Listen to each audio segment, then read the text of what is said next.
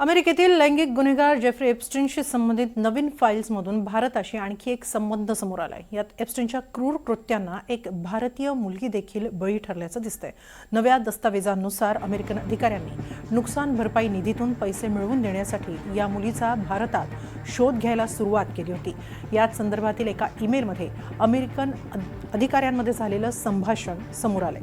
13 जानेवारी 2020 चा हा ईमेल होता आणि यात भारतात असलेल्या पीडितेचा पत्ता आणि माहिती गोळा करण्यास सांगितलं होतं, जेणेकरून भारतातील अमेरिकन दूतावासाद्वारे तिच्याशी संपर्क साधता येईल आणि तिला नुकसान भरपाई मिळवून देता येईल। हा ईमेल एप्स्टीनच्या ऑगस्ट 2019 मध्ये तुरुंगात झालेल्या मृत्यूनंतरचा आहे।